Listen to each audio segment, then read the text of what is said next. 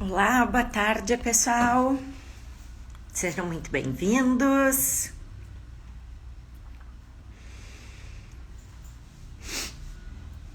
Vamos aguardar a minha convidada, a doutora Letícia. Em breve ela já vai estar ingressando para nós iniciarmos a nossa live de hoje. Boa tarde, Gláucia. Boa tarde, Eduarda. Sejam muito bem-vindos todos.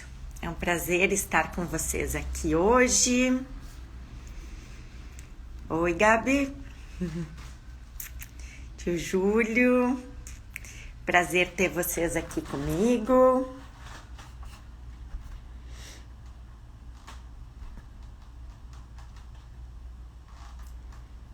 Vamos só aguardar um pouquinho, que a doutora Letícia já vai ingressar.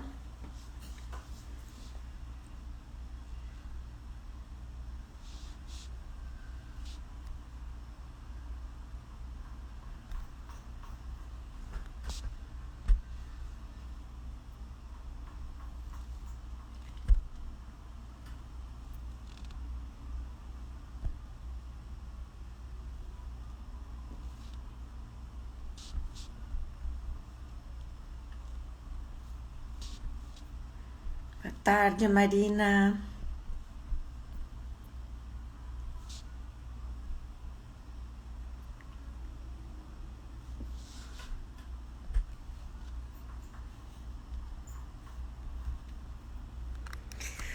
Deixar fixado aqui o nosso tema de hoje, que vai ser a família anaparental.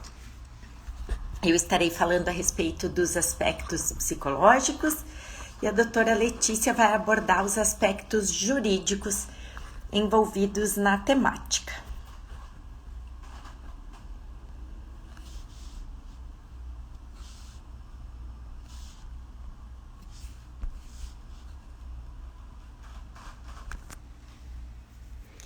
Só aguardar a doutora Letícia, ela já deve estar entrando.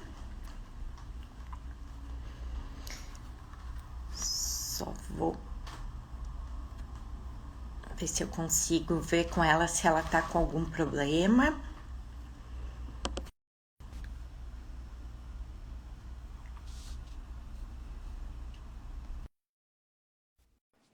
Doutora Letícia já está ingressando.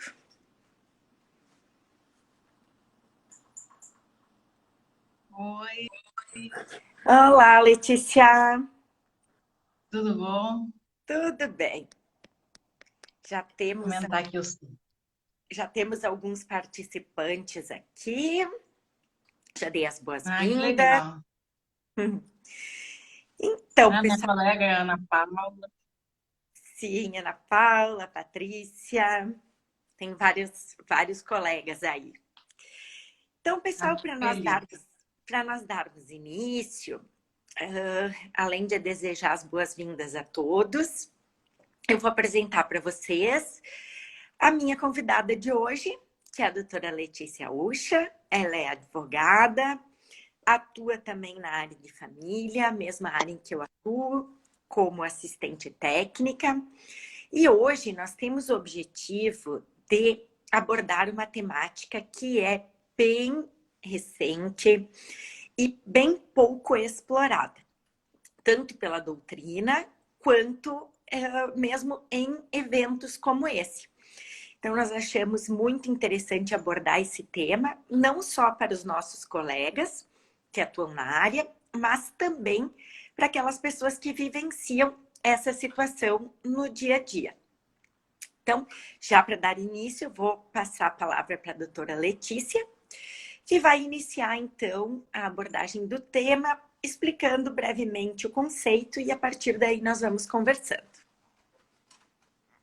Então, boa tarde a todos. Primeiramente, eu queria dizer que é um prazer estar aqui contigo, falando sobre esse tema tão importante, que muitas pessoas ainda não sabem o significado e, às vezes, têm direitos, porque a família anaparental, que é aquela família que não tem pais, nem mãe, nem pai.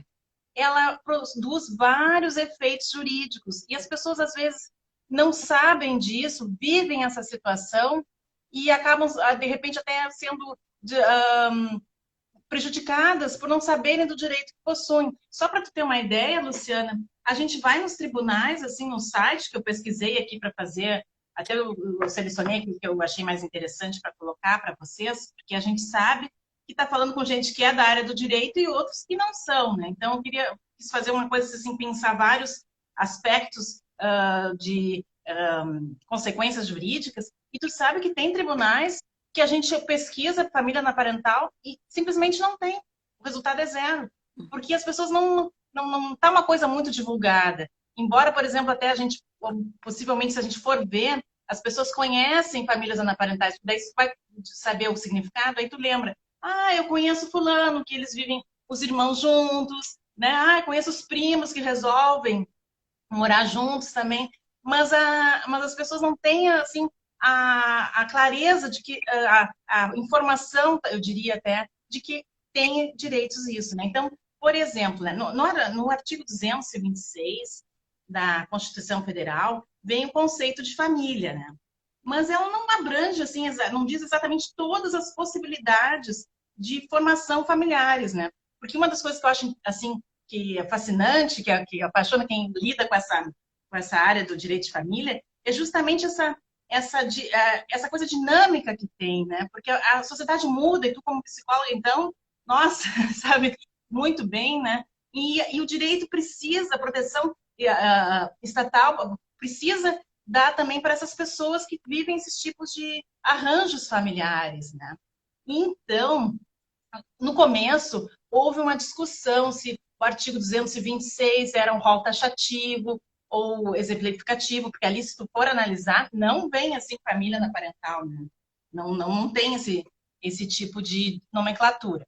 Bem, mas aí, isso aí foi uma discussão superada, ela, tanto pela doutrina como para a jurisprudência, a família anaparental vem sendo reconhecida sem problemas, ela só não está muito divulgada, né? As pessoas, assim, para as pessoas que não são da área, e até às vezes alguém que não milita na nossa área, né? Tu podes ver até, por exemplo, para dar um exemplo aí para quem está nos assistindo e não é da área, a novela Laços de Família, aquela que está reprisando, ela ali tem um núcleo, se desenvolve a história, é numa família anaparental, porque o personagem vivido pelo Gianecchini e a Júlia Almeida ali, eles são irmãos sanguíneos e eles vivem com a tia, a Marieta Severo, porque os pais deles faleceram num acidente de trânsito. Então, ali se vê bem que há uma família anaparental ali. Porque a permanência, todo mundo sabe que eles formam um núcleo familiar, né? Tem que ter essa publicidade também, né? Então, bom, voltando à história da Constituição Federal, isso aí foi, então, superado, que não era um rol taxativo. E um dos primeiros acordos que a gente tem falando sobre esse tema, ele é antigo, embora o assunto não seja muito divulgado até hoje, ele é de 98. E ele é do ministro da época, doutor Rui Rosado, e que é assim, são 3 irmãos que moram num imóvel comum. E um deles faz uma dívida enorme, contrai uma dívida enorme. Então, estava em execução esse apartamento que esses 3 irmãos sanguíneos viviam, né? E foi declarada a impenhorabilidade desse bem, porque não seria, porque foi reconhecido que eles sim, eles formavam um núcleo familiar. E por formarem uma família, eles têm direito à proteção da lei de impenhorabilidade do bem de família. Eles não poderiam ser prejudicados porque um dos irmãos fez essa dívida que estava, né, podendo levar à execução. Então, para tu veres, né, Luciana, que desde aquela época já houve esse reconhecimento, mas que até hoje não é comum, não é um tema recorrente, nem muito na doutrina, nem nos tribunais também. E aí, para dar mais outros exemplos também, nós temos assim alguma diferenciação na doutrina em relação à nomenclatura, mas é importante salientar que o resultado é o mesmo. Por exemplo, assim, a doutora Maria Berenice Dias, que, né, dispensa apresentações, né, todo mundo que é da área conhece. Doutor Rolf Madaleno também, que é um dos nossos grandes nomes do direito de família, né, no Brasil. Doutor Rafael Calmon também, que é top em ações familiares, tudo sempre à frente do seu tempo, com uma visão muito clara também. Eles consideram, Cristiano Cassetari também, eles consideram que tanto faz a família anaparental ser composta por parentes, né, na linha colateral, como também socioafetivos. Já o doutor Rodrigo Pereira da Cunha, Cunha Pereira, desculpa, ele faz uma pequena diferenciação. Ele faz que família anaparental teria que ser pessoas que tivessem laço sanguíneo na linha colateral, mas ele também reconhece os direitos de pessoas que não têm laço sanguíneo, que são irmãos socioafetivos, só que a nomenclatura que ele faz assim, uma fraternidade socioafetiva. Então, ele, inclusive, as teses deles é uma das pioneiras nesse reconhecimento desse tipo de familiar, né? E então, em 2006, mais ou menos, ele conseguiu que, olha só que interessante, 3 pessoas que viviam como irmãos socioafetivos, né? No caso, ele denomina sócio-fraternidade, né? Que elas herdassem, porque assim, eram 100 filhos. Aí esse senhor, eles viveram por 3 décadas, essas 3 pessoas viveram por 3 décadas, quer dizer, era uma coisa pública, constante permanência, porque como o doutor Rolf Madaleno fala no livro dele também, né? Não pode ser uma coisa assim temporária, não é qualquer amizade que vai virar uma família anaparental, né? Aí ele dá o exemplo até de uma república de estudantes que já vão para uma faculdade, sabe? Que dali 4, 5 anos cada um vai para o seu lado, aí não figuraria. Então ele conseguiu, o doutor Rodrigo conseguiu que porque os únicos parentes vivos que esse senhor tinha eram uns sobrinhos que moravam no exterior, ele nem tinha contato algum. Então, ele conseguiu que as irmãs dessas socioafetivas, elas herdassem a metade dos bens desse senhor, né? E tu, o que tu achas, assim, os pontos positivos, né? O que leva uma pessoa a viver, né, dessa forma? Esse vínculo. Então, Letícia, bem importante essas tuas considerações a respeito do quanto os tribunais vêm reconhecendo esse fenômeno há tanto tempo, né? Por quê? Porque o direito, ele sempre vem atrás, né, da realidade, num sentido de que chega depois. Então, a legislação, a própria Constituição que tu citaste é de 88. Então, o quanto a nossa realidade foi sendo modificada, e principalmente nessa nossa área que é das famílias. Então, o direito muitas vezes não consegue acompanhar a velocidade dessas mudanças. E é somente através dos juízes, dos tribunais, que nós conseguimos essa mudança de olhar, principalmente, para esses fenômenos da família. Então, aqui, nessa área das famílias, é que o direito mais se aproxima da psicologia, porque é impossível se considerar a legislação sem considerar os aspectos emocionais e subjetivos das pessoas envolvidas nas questões. Então, a família anaparental é um exemplo típico dessa realidade que vem fazer com que a justiça se adapte, né? E venha a reconhecer esses fenômenos. Importante isso que tu colocou, do quanto essa espécie de família, ela considera pessoas que não têm vínculo sanguíneo, né? Então, ela pode assumir diversos tipos de configuração. Podem ser, então, como tu já citaste, avós com netos, irmãos e, inclusive, amigos. O importante aqui é se considerar a natureza do vínculo entre essas pessoas. E aí é que entram os aspectos emocionais. Porque essas pessoas, elas têm que ter um comprometimento afetivo umas com as outras. E nesse sentido é que nós podemos encaixar essa espécie de família na proteção constitucional e legal, sobre a qual tu vais falar depois, visto que o objetivo ou a função de uma família é exatamente proporcionar que o desenvolvimento dos seus integrantes enquanto indivíduos seja o mais amplo possível.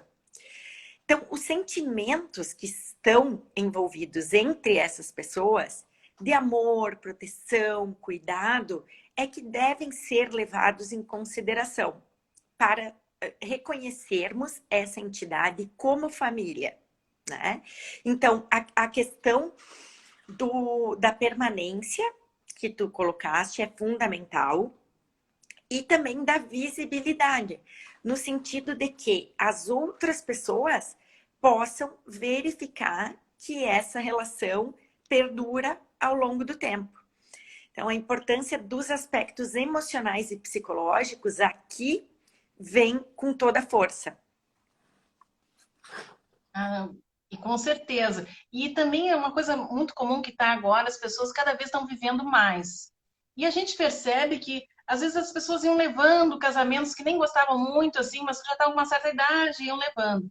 E agora não, uma pessoa que tem 65 anos, agora que aumentou a longevidade, de repente as pessoas vivem até os 95, vai ficar mais 30 anos com uma pessoa que não gosta, né? Então, está se observando muito também que as pessoas, às vezes também por motivo de viuvez, nem sempre por motivo de divórcio, porque se percebe que agora o divórcio entre pessoas que estão na terceira idade está aumentando.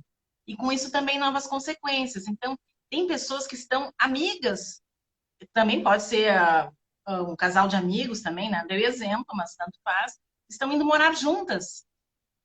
Porque para que se elas estão bem de saúde, não tem nenhuma limitação nesse sentido, para que ir para uma casa que antigamente as pessoas iam, né, para umas residências de acolhimento de idosos? Não, se elas têm saúde, elas têm discernimento, elas podem muito bem conviverem juntas. E é interessante que muitas estão fazendo o seguinte, elas estão juntando às vezes as suas economias, porque tem agora um tipo de edifício, aqui no Rio Grande do Sul eu só vi uma construtora com esse tipo de projeto, mas eu já vi lá no Nordeste, interessante que eu já vi de vários tipos, assim, daquelas construções mais top, assim, e outras mais como é que eu diria, mais para classe mais acessíveis, mas é interessante que, assim, são residências, são edifícios que os moradores são todos a partir de 60 anos. Então, eles têm 24 horas, olha só que interessante, eles têm 24 horas fisioterapeutas à disposição, enfermeiras para primeiros socorros, assim, e esses mais tem até para geriatra. Então, eu vi uma reportagem sobre pessoas, só que na reportagem nem falava em família na parental, mas olha só que interessante, elas estavam unindo o seu patrimônio para adquirir esse apartamento que elas iam morar juntas, né, na velhice e tal. Então, nesse sentido que a gente tem que cuidar muito também a questão sucessória, ou então até a questão de meiação, porque uma família na parental é como um casamento também, a pessoa se une achando que, né, não tem prazo de validade, mas claro, assim como um casamento, elas também podem ser dissolvidas, né? E nesse momento, para evitar incomodações futuras, eu até falei com o Dr. Rafael Calmon, que eu ia fazer esse assunto, e eu perguntei para ele o que ele achava das pessoas fazerem tipo um contrato de convivência a fim de evitar problemas futuros. Porque, veja só, se não faz com um contrato de convivência, vamos dar um exemplo, não há na lei uma coisa exatamente assim que se encaixe na família na parental, como tem em Portugal. Portugal já tem uma lei específica, que são as pessoas que vivem em economia comum. Então, tem todo ali o regramento. É a mesma coisa que família na parental, só que eles não usam essa nomenclatura. Então, para conseguir isso, teria que ter entrar com uma ação para reconhecimento de uma, né, que seja reconhecida que essas pessoas viviam família na parental. Isso aí vai depender muito de provas, né? Porque, por exemplo, assim, provas com fotos, fotos de viagens, fotos de natais passados juntos, lógico que serve, mas também tem essa história assim que amigos, né, Luciana, também que não formam uma família parental, também tem esse tipo de prova. Então, eu recomendo para quem está assistindo e quem talvez não seja da área, E para esse tipo, para que seja reconhecida a família anaparental, é interessante, por exemplo, juntar nos autos, por exemplo, uma pessoa foi fazer uma cirurgia, quem é que ficou responsável pelaquela pessoa? E daí eu acho que daí esse tipo de prova demonstra muito mais o vínculo. Eu vi alguns textos do pessoal comentando como prova, essas que eu já falei, de fotos e coisas, isso eu acho meio relativo, né?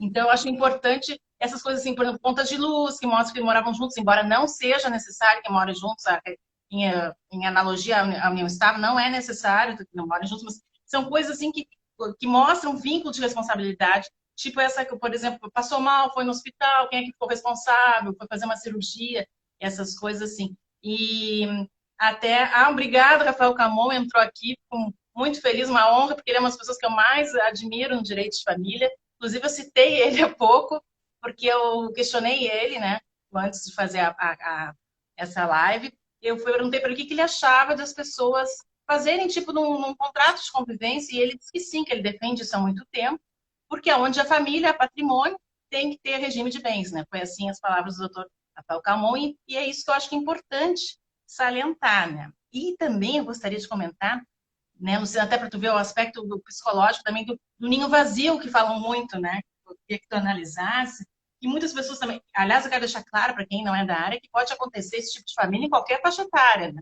Eu dei o exemplo agora de pessoas de mais idade, mas pode ser também de, por exemplo, pessoas que perderam os pais num acidente de carro, e são, por exemplo, um irmão tem 21, o outro tem 15, o outro tem 12, esse de 21 fica responsável pelos outros, né? Pode ser isso também.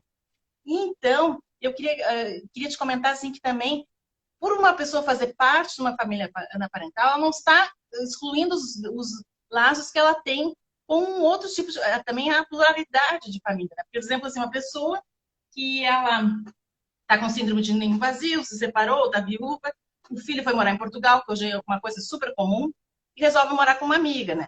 O fato dele ter ido para morar em Portugal não corta esse laço dessa família que ela pertence em relação ao filho.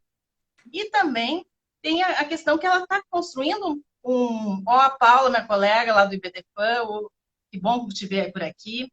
Então, não corta esse laço que ela tem com o filho. E também é importante que tenha algo disciplinando esse patrimônio que ela está formando com essa pessoa que ela está vivendo.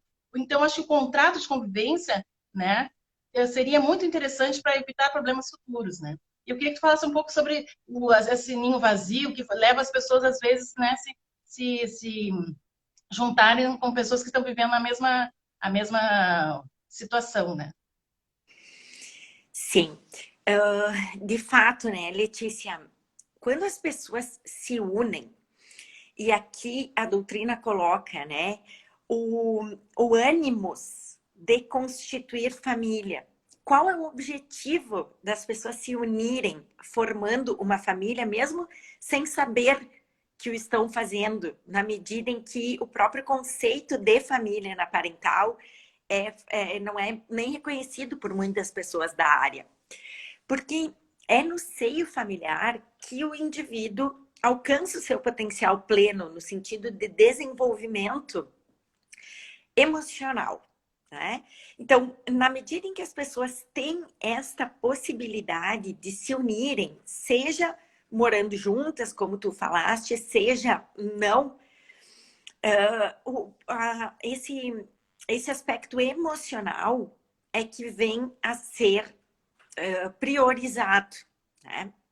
Então, pessoas que estão por circunstâncias diversas da vida, sozinhas, ou então sem vínculo biológico, consanguíneo, com outros familiares, nem por isso elas precisam viver sozinhas. Como tu bem disseste, do ninho vazio, seja por os filhos terem ficado adultos e partido de casa, seja por um divórcio ou pela viuvez. Então, essa pessoa não está fadada a ficar isolada, sozinha, ou mesmo buscar instituições, casas, né, de repouso, como são chamadas. O ideal é realmente que elas mantenham uma convivência diária. E eu adorei o exemplo que tu deste, assim, quem que acompanhou essa pessoa numa cirurgia? nós sabemos o quanto é difícil lidar com muitas questões do dia a dia e da vida quando estamos sozinhos.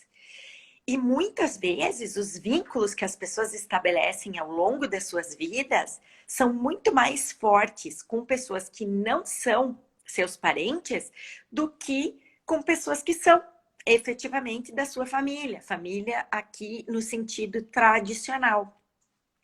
E o que eu gostaria que tu falasses também, Letícia, é a respeito da adoção. Que nada melhor do que a adoção para demonstrar o quanto os vínculos emocionais e psicológicos são os mais importantes quando as pessoas se unem, né? Então, não só a adoção pela família parental, mas a própria adoção em si, enquanto conceito. Ah, perfeito. Perfeito. Eu vou falar sobre a adoção e depois eu vou voltar para. Eu não falei uma coisa importante que eu considero, que é assim, ó, sobre o direito ainda sucessório. Não sei se tu prefere que eu responda primeiro da adoção, ou eu complemento.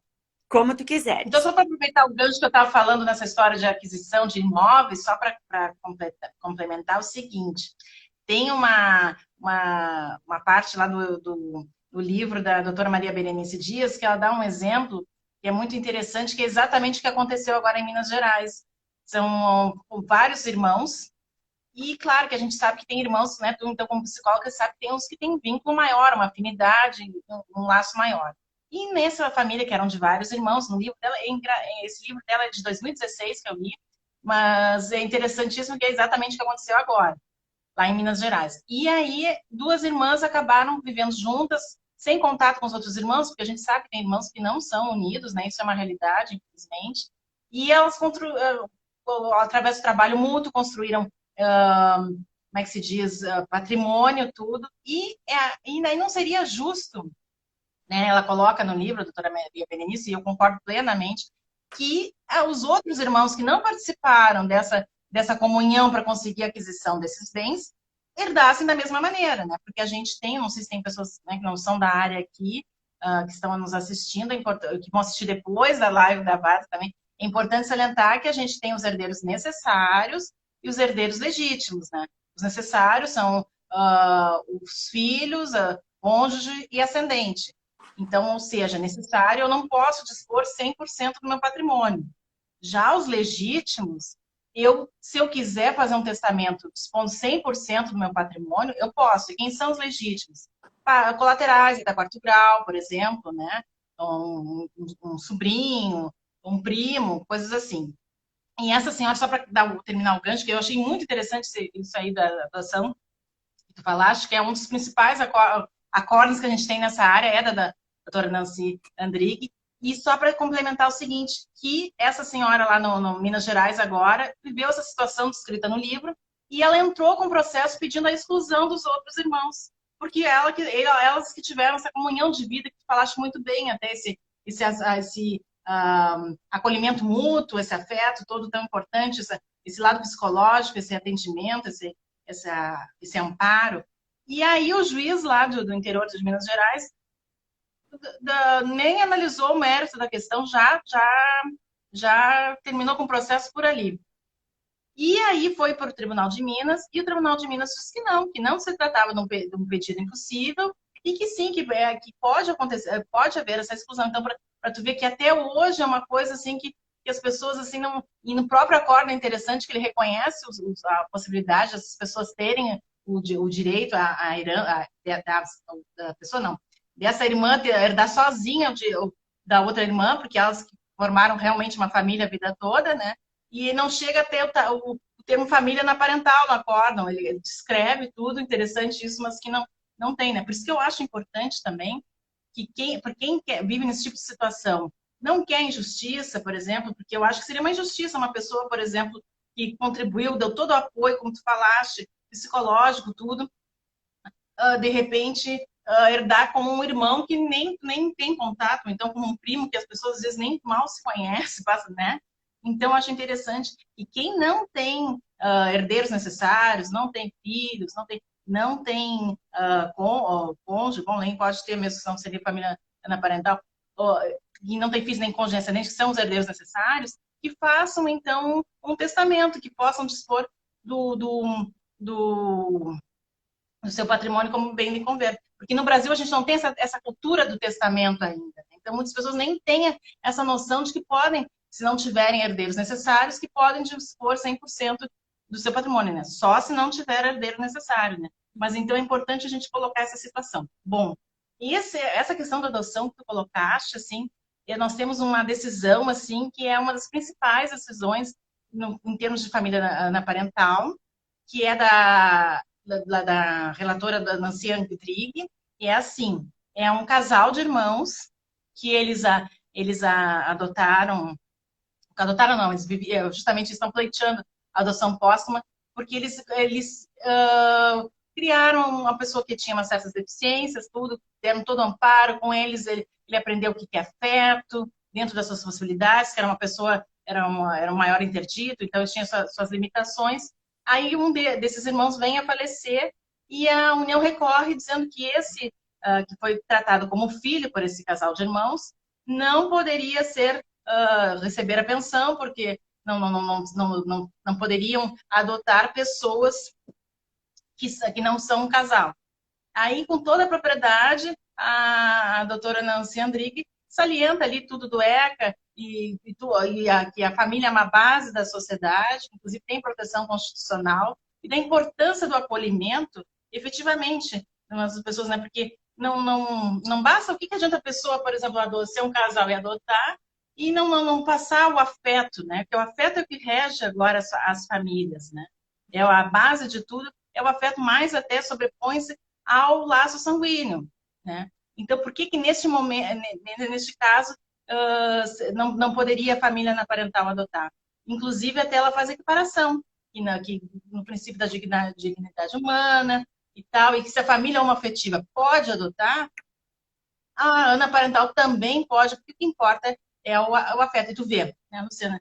Pode ver que as pessoas, assim, geralmente, elas não querem adotar gente que tenha muita idade, querem adotar mais bebês, tu sabe bem, né, que o perfil, né, dos adotantes e tal. E tu vê, e esse rapaz do processo, por exemplo, do processo, ele tinha dificuldades, assim, ele era deficiente. Então, uma pessoa, assim, com essas características, com mais idade, deficiência, então, seria mais difícil ainda uma adoção. Então, por que não reconhecer esse vínculo que havia, né? Até porque é possível a adoção póstuma. Se a pessoa em vida ela demonstrou e formava uma família com aquela criança ou adolescente ou até mesmo um adulto, é possível a adoção pós-morte. Sim.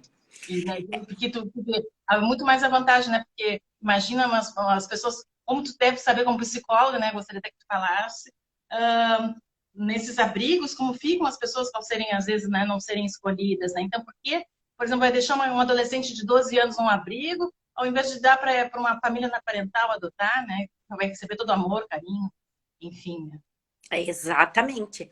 Inclusive, é nesse sentido que tem essas decisões todas e que veio a ser aceita a adoção por família na parental. É o melhor interesse do adotando, que no caso, na maioria dos casos, é criança e adolescente. Então, qual que é o melhor interesse dessa criança e desse adolescente?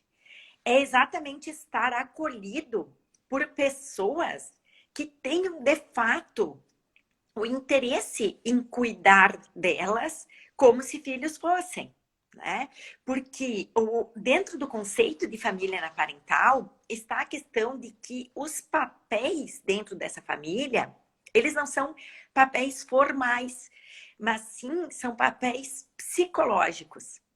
Então, não importa se aquele é um pai, se aquela é uma mãe ou quem que é. O que importa são as funções que cada um desses membros exercem dentro desse grupo, né? Que é uma família, mas enfim, é um grupo.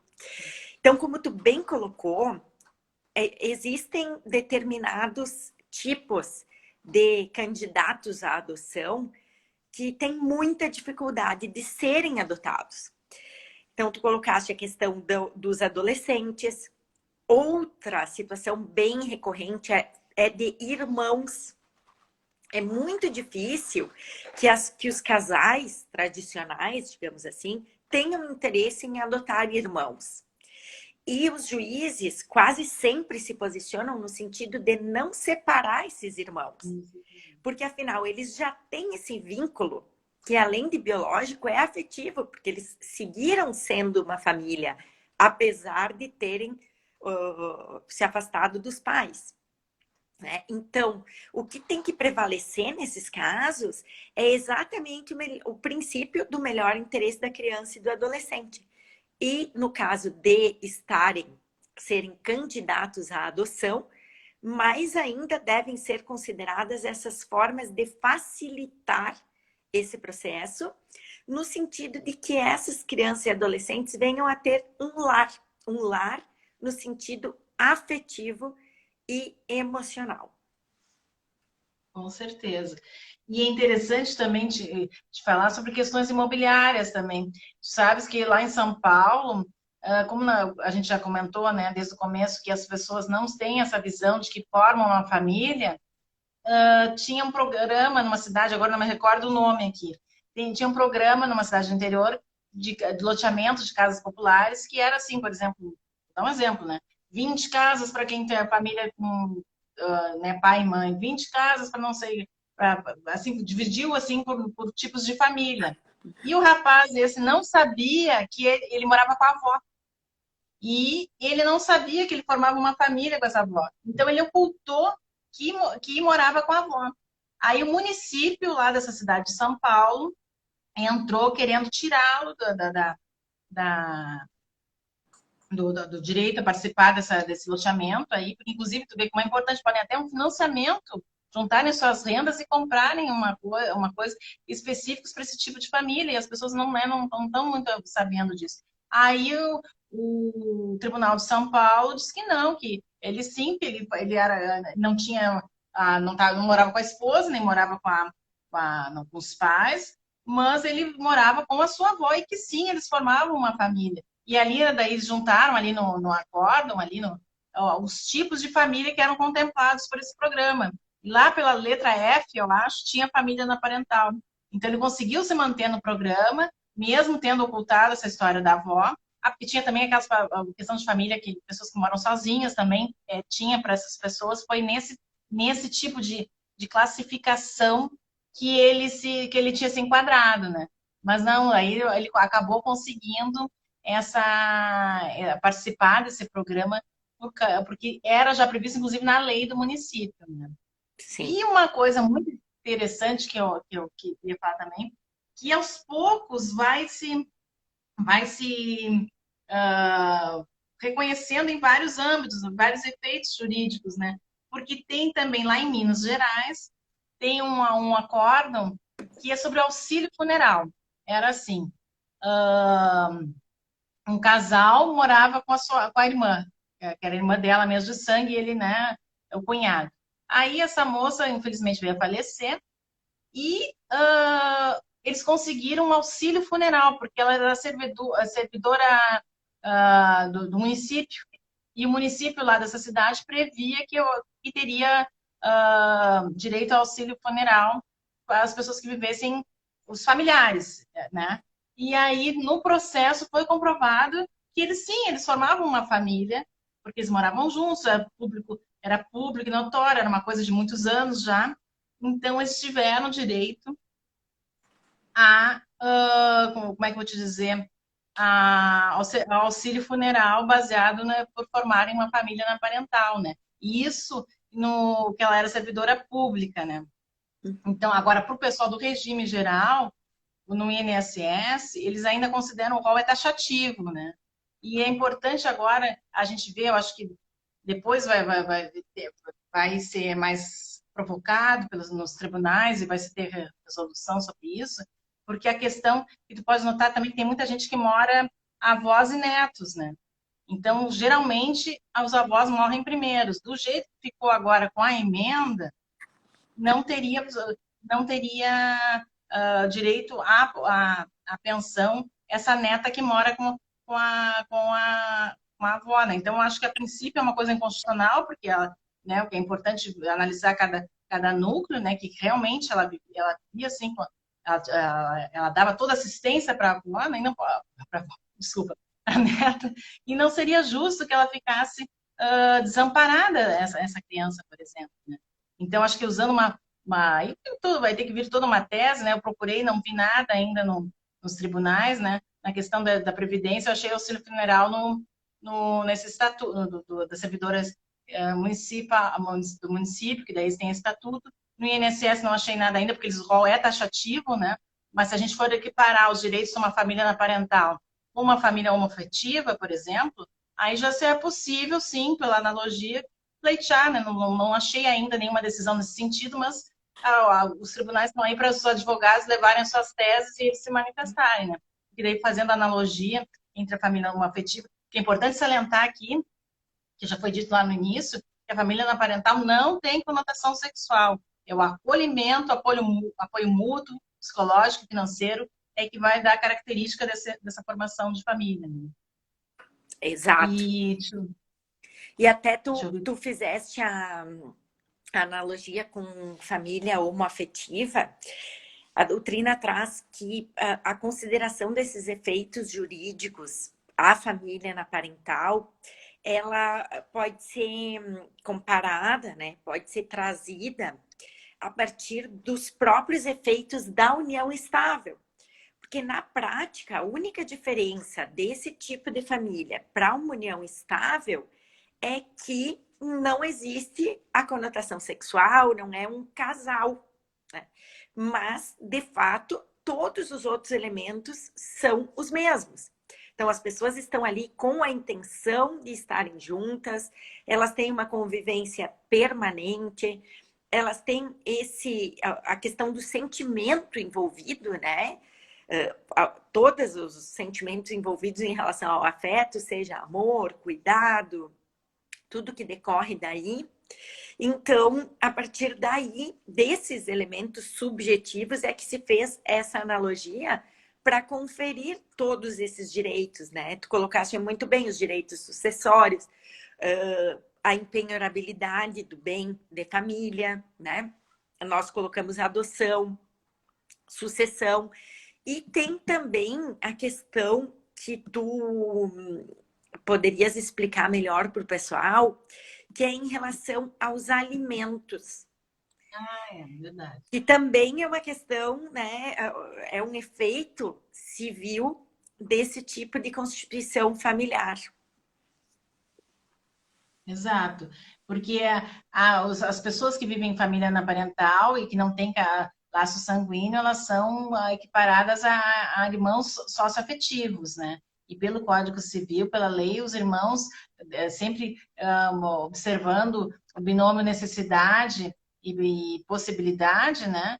Sempre tem direito também os irmãos a prestarem alimentos aos seus tem essa obrigação se for comprovada realmente a necessidade, né? Enquanto ela perdurar, né? Não é também toda a vida. Mas se for comprovado que ela tenha essa necessidade, sim, teria direito a alimentos também. Aí que eu acho interessante também, e como ela é uma coisa assim que não está assim como lá em Portugal, que eu fiz essa rápida comparação assim, poderia também nesse contrato de convivência as pessoas, as partes estipularem que se eles abrem mão de possíveis alimentos também, no caso, baseado na autonomia privada também, poderia. Mas se não fizerem essa contrato de convivência, não estipularem, daí a importância desse contrato de convivência para não gerar efeitos que as pessoas não desejam, né? Ou então, por exemplo, assim, as pessoas não, como a gente falou já no aspecto sucessório, né, as pessoas não se dão conta que, de repente, aquela pessoa que viveu, que foi realmente amiga dela, que realmente lhe deu amparo, se não tiver essa precaução, com um contrato de convivência, um testamento, porque o pessoal no Brasil, né, acho que tu sabe, né, tu poderia até explicar, as pessoas têm medo de falar na morte, na finitude, mas é uma coisa que é inevitável para todos, né? Então, as pessoas também, por isso, no Brasil, a gente não tem essa cultura de fazer testamento, mas se as pessoas botarem no testamento, por exemplo, dos bens e tal, se não tiver, por exemplo, herdeiro necessário, pode até deixar 100% para essa pessoa que efetivamente lhe deu apoio a vida toda, né? E os alimentos, sim, as pessoas na família parental têm também direito a alimentos, né? Equiparado com o irmão sanguíneo, tem também esse dever de prestar alimentos ao seu irmão. Então, tem sim, teria essa possibilidade também. É. Gera esse. É, Também tem é essa possibilidade, interessante. precisa só acordarem de abrir mão disso também, isso aí. Um Sim, contrato de convivência, por exemplo, né? é exato. Também, né? O mais interessante que eu acho dessa temática toda é o quanto muitas pessoas que vivem nessa situação não têm a menor noção de que podem ter todos esses direitos reconhecidos, né? Podem ser reconhecidos enquanto entidade familiar, antes mesmo das consequências jurídicas desse reconhecimento. Então, se mesmo as pessoas que já são da área, né, do direito de família, desconhecem o assunto, mais ainda quem vivencia essa situação. Quantos e quantos casos nós conhecemos da nossa realidade de irmãos, por exemplo, que vivem sozinhos, os dois juntos, mas sem pais, e não fazem a menor ideia de todos esses Exato. direitos que decorrem deles constituírem uma espécie de família, né? Nós não acabamos não falando no início, mas eu gostaria de deixar assim bem registrado para o pessoal que quem tem dúvidas, quem tem comentários, questionamentos, vá colocando aí para nós podermos também ir abordando aspectos que talvez a gente não tenha conseguido abordar até então, né? Claro. Uhum. É verdade, a participação sempre é importante, né? E deixa eu ver o que mais que eu tenho aqui para trazer, porque eu separei algumas coisas assim, porque na verdade assim a gente procura a jurisprudência nesses casos, e não tem muito assim, sabe? Não tem não tem uns tribunais que nem tem. Então, por isso que é a importância de eventos como o que a gente está fazendo para levar esse conhecimento para as pessoas, para que elas possam saber do que realmente elas têm direito, que pode ser explorado, porque eu acho que esse tipo de família, a tendência é que aumente cada vez mais, principalmente a população de mais idade, porque o acolhimento, as pessoas estão procurando muita qualidade de vida também, então às vezes as pessoas se vivessem sozinhas, de repente poderiam desenvolver quadros de depressão, alguma coisa assim, né? Que tu deves ter pacientes que passam por isso. E, no entanto, se elas têm aquela outra pessoa para dividir, como se fosse um irmão, isso, né, evita problemas psicológicos até, né? Porque a depressão, algumas fobias, né? Podes até comentar melhor, né? De coisas que Sem possa dúvida, a solidão trazer. E esse tipo de família supre isso, né? qualquer família, independentemente da estrutura ou do formato, melhor dizendo, proporciona essa estruturação psíquica dos membros, né? E eu estava pensando também, enquanto estava me aprofundando mais na temática, do quanto é importante a presença de um psicólogo nesses processos, no sentido de auxiliar o juízo a identificar se de fato existe, né, esse ânimo, como eu falei antes, de constituir família. Porque também, como em qualquer situação, podem existir pessoas que ajam de má fé, no sentido de querer, né, obter direitos a partir de uma situação na qual eles não se configuram. Então, ninguém melhor do que um psicólogo que atue na área jurídica, lógico, como perito nesse caso, para identificar se há, de fato, esse vínculo de afeto que caracteriza a família parental. Então, seja perito, caso se deseje provar isso em juízo, ou mesmo o próprio advogado procurar um profissional psicólogo para já anexar ao processo pareceres nesse sentido, né? ou laudos de avaliação, inclusive o próprio estudo social, que é muito realizado em questões de guarda, né, na área de família, ele pode ser fundamental no reconhecimento dessa família na realidade de fato, né? Ah, com certeza. O direito de família é muito, ele se encontra muitas vezes com a psicologia, né? E em um laudo, como tu falaste, é realmente essencial, porque pode também ter aproveitadores, pessoa que tem um pouquinho de amizade já querer inventar que é super amigo para ter, de repente, ser beneficiado com algum bem, de repente, de um amigo mais, como é que eu vou dizer, mais abonado, né? Então, realmente, Uhum.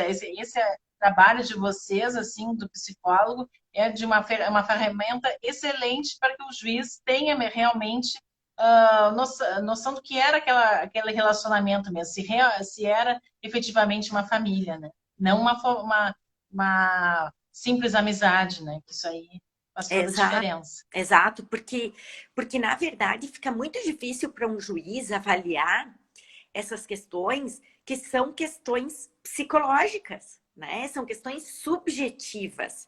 Como Com é que eu vou certeza. verificar através de um olhar jurídico esses elementos subjetivos, a sua presença ou não? Então não é um conhecimento que o juiz deva ter. É por isso que nesses Ah, casos ele não só pode, como deve se assessorar de profissionais técnicos da área para poder reconhecer esses fenômenos, né? faz toda a diferença para que não tenha nenhuma injustiça, né? É muito importante isso mesmo. E deixa eu ver o que mais que eu vi aqui também. Que, deixa eu ver. Porque são alguns pontos aqui que eu vi. Tem também gente que chama esse tipo de família, é um tipo de família demonista, né? Onde o que prevalece é o sentimento, né? Seria uma espécie, né? E com certeza agora as famílias elas têm mesmo mais o que prevalece mesmo é o vínculo é sempre um afeto mesmo. Então tem um caso de uma moça que ela tinha uma amizade muito grande, aqui também é de Minas Gerais, o Acorda, e ela deu para uns amigos o filho, que tinha algumas deficiências até, deu para eles criarem, e a criança estava totalmente adaptada na casa deles e tal, e recebia todo amor e carinho. É importante aquilo que tu salientaste, que as pessoas nesses abrigos geralmente não querem crianças doentes, ou irmãos, ou então que tenham mais idade, então, essa criança já estava totalmente adaptada na casa deles, né? E aí, o que aconteceu? A mãe, essa, resolveu que gostaria de ter de novo a guarda, mas era uma pessoa completamente, assim, como é que eu vou te dizer? Ela tinha problemas com drogas e tal. E aí, o Ministério Público, por sua vez, queria que essa criança fosse para um abrigo. Olha só. Mas a gente tem que pensar sempre no melhor, no melhor interesse da criança, né? Porque tu vê, aí aqui o Ministério Público ele alegou assim, ó, que seria o caso que estaria havendo uma fraude na lista da adoção. Sim. Mas nesse caso, ela já estava totalmente adaptada, porque essa criança, desde o início da vida, ela sempre teve contato com esses padrinhos, porque os pais já tinha muito um contato muito grande, um afeto muito grande, sempre tiveram amigos, até que um ponto ela foi lá para o caminho das drogas e acabou deixando a criança em definitivo com eles. Então, até eles entraram, e tem dois processos semelhantes a esse caso, assim, que o Ministério Público achou que seria como é que eu vou dizer, uma fraude à lista da adoção, mas que acabaram conseguindo, o tribunal reformou a sentença porque viu que não, que tem que ser pensado, aquilo que tu disseste muito bem, tem que ser pensado o melhor para a criança, e o melhor para a criança é aquela casa que ela já está totalmente ah, adaptada, porque tu podes até comentar sobre isso, Luciana, que tem famílias que não se adaptam ao adotado, né? Às vezes, naqueles 30 dias de convivência não dá certo. Agora a gente teve um caso em São Paulo até de um casal que tinha adotado e devolveu a criança, né? Então, se já tem essa criança já está ali, tem um convívio desde que nasceu com aquelas aquelas pessoas, né? Não tem por que tirar. E diz que essa mãe e essa moça que cuidava, eles tinham um vínculo muito forte de amizade que ela deixou para eles criarem, daí teve toda essa noção, né? Porque tu sabes bem, até tu gostaria que tu dissesse que tem gente que não se adapta, né? Com os filhos que adotam, tudo, e essa criança está totalmente adaptada, né? É que, infelizmente, né, Letícia, tem muitos operadores do direito que eles ficam adstritos à letra da lei e não conseguem abrir, né, o seu raciocínio, a sua visão para outros aspectos que estão envolvidos, que vão muito além da letra da lei. E não o direito de família em geral. E nessas questões que nós estamos abordando hoje, em especial, é a realidade fática que deve prevalecer. Então, imagina, essa criança, de fato, ela já tinha sua família. E, no entanto, esse agente do Ministério Público queria seguir a lista da adoção. Então, como tu bem salientou, está prevalecendo aí o melhor interesse dessa criança? Não, né? Não está. Então, os princípios constitucionais, eles devem sempre estar em primeiro lugar. E é nesse sentido que o pessoal coloca, tanto os doutrinadores quanto os juristas, a questão da dignidade da pessoa humana. Porque, na prática, a família é o seio, é o meio em que o ser humano tem a sua primeira base, as suas primeiras referências e toda a estruturação psíquica que ela vai carregar ao longo da sua vida. Então, essas experiências que só a família pode proporcionar, elas são decisivas em todo o desenvolvimento dessa pessoa, enquanto ser humano, emocionalmente, como tu bem colocou, a prevenção aí de doenças mentais, de transtornos psíquicos, na medida em que nós estamos contando com pessoas que de fato estão conosco porque querem, né? O quanto muitas vezes aqueles pais são pais biológicos, mas não são pais afetivos. Né? Tem pessoas que, infelizmente, apesar de terem filhos biológicos, elas não conseguem assumir afetivamente esses filhos. E aí, nesta situação, para uma criança, será que não é muito melhor ela estar, talvez, com os avós, que realmente têm esse vínculo de afeto real com ela? Sem dúvida, porque em termos subjetivos ou emocionais, o que conta é a questão do afeto e do vínculo, e não a questão formal ou jurídica. Letícia, nós estamos indo aqui para o final, apareceu aqui para mim que nós temos 2 minutinhos aí, então eu gostaria de passar a palavra para tu fazer tuas últimas considerações. Bom, eu queria agradecer a presença de todos, queria agradecer a ti, Luciana, por ter aceito o meu convite para tratar desse assunto que é tão importante. E queria dizer o seguinte, que já que não há uma lei específica no Brasil sobre família naparental, eu assim, indico que as pessoas que desejam fazer constituir esse tipo de família, façam contratos de convivência. Se não desejam, se não têm, por exemplo, herdeiros necessários, não têm filhos, não têm ascendentes, então faça. E não quer que, por exemplo, um parente distante herde, que você nem tem contato nenhum, e sim, você quer que herde aquela pessoa que te deu apoio, que te viveu contigo no momento de doença, no momento de alegrias e de dores. Então, faça um testamento que, se você só tem herdeiro necessário, você pode, o necessário, aí você não pode dispor totalmente do patrimônio. Mas se você não tiver ascendente nem cônjuge, nem descendente, você pode sim dispor 100% do seu patrimônio e pode deixar para essa pessoa que conviveu com você, não precisa deixar para os colaterais, por exemplo, tipo primos ou irmãos que você